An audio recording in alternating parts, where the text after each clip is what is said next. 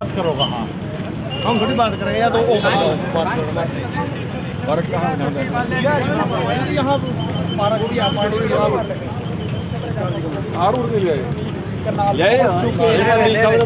भारी संख्या में यहाँ पर मौजूद है। हमारी आपसे भी अपील रहेगी देखें 7 बंदे प्रधान जी अंदर बाकी बाहर तो बैठने की जगह नहीं है अभी कहीं यहाँ बैठा देंगे बाकी सड़क पर बैठ जाओ। और 7 किसानों का प्रतिनिधिमंडल इस समय करनाल उपायुक्त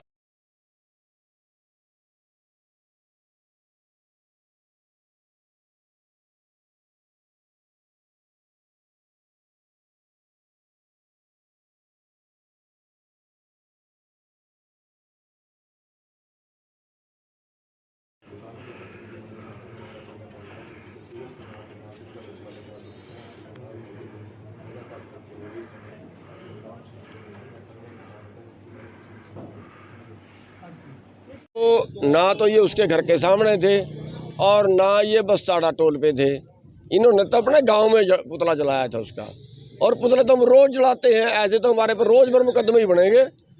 हमने वो केस वो इंक्वायरी जो है वो वापस ले ली, लेकिन अब उसी इंस्पेक्टर ने हरजिंदर नाम है ना, हरजिंदर सिंह इंस्पेक्टर ने अब फिर 36 लोगों के खिलाफ हसनपुर के 36 गाँव है कुरुक्षेत्र में, इन्होंने वहाँ पुतला फूका था और पुतला फूकने के एवज में 36 लोगों के ऊपर मुकदमा दर्ज कर दिया।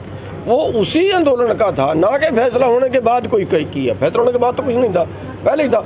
और जब उसका सरकार से फैसला हो गया और सरकार का एक अधिकारी इस तरह से करता है तो कल तो फिर हमारे लोग भी कह देंगे इंक्वायरी तो जिसके सिर पटे उन्होंने करवाई थी, जनता उनके तो साइड नहीं है, खोलो इंक्वायरी के दोबारे।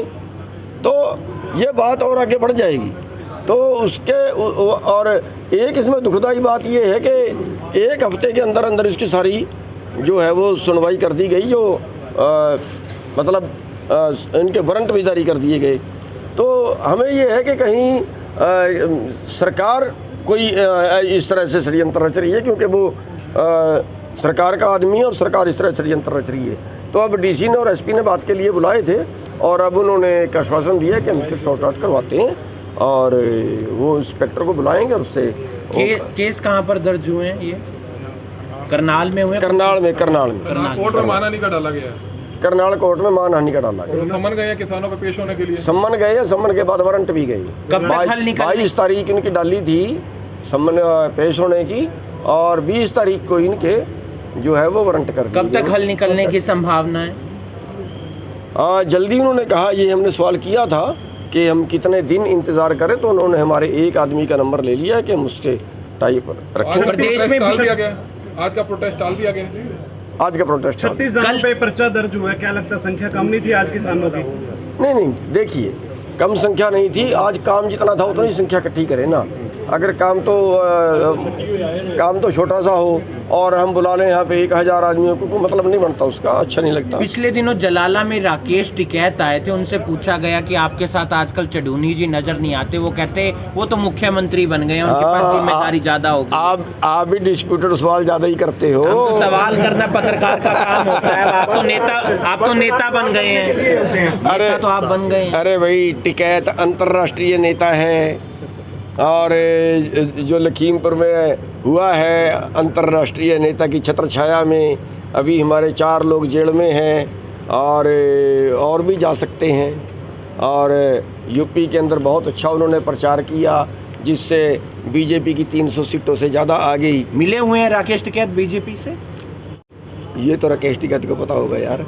आपकी स्माइल कुछ अलग बता रही है ना कि कहीं ना कहीं नहीं साठगांठ है। नहीं, मेरी स्माइल कुछ नहीं बता रही। मैं तो केवल ये कहना चाह रहा हूँ कि यूपी के अंदर उन्होंने ऐसा धुआंधार प्रचार किया बीजेपी के विरुद्ध, ऐसा धुआंधार प्रचार किया कि पहले से भी ज़्यादा सीटें बीजेपी की आ गई। और कुछ कहना चाहेंगे हरियाणा की राजनीति पर, क्योंकि नया प्रदेश अध्यक्ष आ गया है कांग्रेस का? आपकी क्या रणनीति रहेंगी? पंजाब में आपने चुनाव देख लिया, हरियाणा की राजनीति को लेकर गुरनाम सिंह चढ़ूनी आम आदमी पार्टी में तो नहीं जा सकते आने वाले दिनों में? देखिए, अभी तक तो ऐसा कोई मन नहीं बनाया। हमने एक 5 मेंबरों की टीम बनाई हुई है कि वो सबसे पहले तो हमारे जो किसान यूनियन के मेंबर हैं उनसे राय करें, किसानों से राय करें। जो डिसीजन लेना है वो लोग लें, मैं नहीं। मतलब लेंगे लोग इस बार संभावना है अभी, संभावना मैंने ये कहा है लोग डिसीजन लें, मैं डिसीजन नहीं लूँ। कौन सी कमेटी के 5 सदस्य हैं, वो कौन है 5 सदस्य हैं? 5 सदस्यों में एक प्रिंस वड़ैच है, एक सुधीर जाखड़ है, पानीपत का प्रधान है, एक सुमन हुड्डा है और एक सिकंदर रोड़ी है जो सिरसा का प्रधान है और एक राकेश बैस। बिजली की बड़ी समस्या आ रही है, लगता है कोई हल निकलेगा? बिजली का हल तो निकलने वाला जल्दी नज़र नहीं आ रहा, क्योंकि ये एक बहुत बड़ा घोटाला है, महा घोटाला भी हम उसको बोल सकते हैं। महा घोटाला इसलिए है कि इन्होंने अडानी से 25 साल का सौदा कर लिया और अपने थर्मल बंद कर दिए।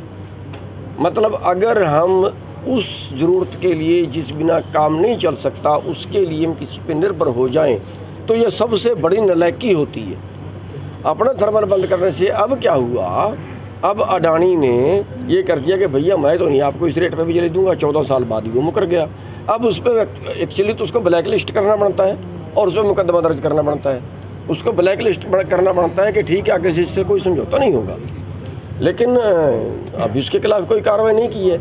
और दूसरी बात नालायकी ये भी है कि बिजली पराली से बिजली बनती है, हर शुगर मिल में बिजली प्लांट पहले लगा हुआ है और उसमें थोड़ी मॉडिफिकेशन करके पराली से बिजली बन सकती है। पूरे देश में 1 क्विंटल पराली से 25 यूनिट बिजली बनती है। और अगर पराली से बिजली बने तो वेस्टेज से बिजली बनी, तूड़ी से बिजली बन सकती है, जो सरसों का तूड़ा होता है उससे बिजली बन सकती है, जो ये वृक्ष है इनकी जो वेस्टेज होती है जैसे पॉपुलर की छटिया और सफेदे की छटिया, उनसे बिजली बन सकती है। तो वो ना करके इन्होंने सारा अडानी के हवाले कर दिया और अडानी के हवाले करने का मतलब था कि अडानी को फ़ायदा पहुँचाना। तो ये जो चीज़ है, और अब अडानी ने जवाब दे दिया, खिलाफ उसकी कार्रवाई करता नहीं। अब बिजली की किल्लत जो है वो लंबे टाइम तक बनी रहेगी। चटुनी जी एक बात और उसमें कल हमने ये कहा है कि सभी जिसका जहाँ बस चलता है वहाँ पे प्रदर्शन करे, जिसको जहाँ ज़रूरत है। हो सकता है कई जगह ऐसी होगी जहाँ ज़रूरत ना भी हो और कई जगह ऐसी होगी जहाँ बहुत ही ज़रूरत हो, वो अपने अपने तरीके से हर जगह। एक चीज आप समझाएंगे, आपने प्रोटेस्ट किया अडानी अंबानी के खिलाफ दिल्ली बॉर्डर पर, अब आप पंजाब में जाकर अडानियों के ही शेलर्स में वो गेहूं बेच रहे हैं, ये तो फिर दोगलापन हो गया ना? नहीं, उसके बारे लोगों को पूरा पता नहीं है। वो जो अडानी के सेलो हैं वो FCI पे ठेके पे किराए पे गेहूँ सरकार ने खरीदा है, गेहूँ अडानी ने नहीं खरीदा है। सरकार ने गेहूँ खरीदा है और सरकार के वो किराए पे लिए सीधी वहाँ पहुँचा दिए। लेकिन इसमें एक खतरा जो है, वो खतरा ये है कि 2 साल बाद 4 साल बाद ये आड़तियों को कहेंगे कि भैया अब तो बहुत गोदाम हमारे पास बन गए हैं, अब तो सीधी गोदाम में ले जाते हैं। अब आड़ती की कमीशन किस बात की, और उनका बारदाने का खर्चा बचता है, उनका ट्रांसपोर्टेशन का बचता है, उनका लेबर का बचता है, उनका सभी तरह के खर्चे बच गए, मार्केट फीस बच गई, तो वो तो सीधा वहाँ पे करवाएंगे। आगे के लिए ये खतरा जो मंडी तोड़ने का जो खतरा है वो बढ़ गया है। और दूसरी तरफ अभी मैं पश्चिमी बंगाल में गया था तो पता लगा है कि वहाँ पे अडानी सेलर लगा रहा है और वो जो सेलर लगा रहा है सीधी उसी में जाएगी और उसमें जक से ट्राली अनलोड होगी और सीधा चावल कुट के ही बाहर निकलेगा। तो इसलिए ये मंडियाँ जो है इस बहाने से ख़त्म करेंगे, ये आदेश सब जरूर पैदा होगा। सरकार ने तूड़ी ले जाने पर भी बैन किया। जैसा मैंने पहले बताया है कि जो आंदोलन चला उसका सरकार से फैसला हुआ और उसमें ये बात तय हुई कि जितने केस किसानों के ऊपर किए हुए हैं वो सारे केस सरकार वापस लेगी और अगर किसानों ने कोई केस किए हुए हैं तो किसान भी उस केस को वापस लेंगे। तो यहाँ पे एक बहुत चर्चित केस जो गरौंडा टोल प्लाजा पे लाठीचार्ज हुआ था, उसमें कुछ पुलिस अधिकारी और कुछ प्रशासनिक अधिकारी उसमें शामिल थे जिन्होंने बिल्कुल ज्यादतियाँ की थी और उसका हमने यहाँ पे काफ़ी लंबा प्रदर्शन करने के बाद उसकी इंक्वायरी हाई कोर्ट के रिटायर्ड जज से करवाई थी।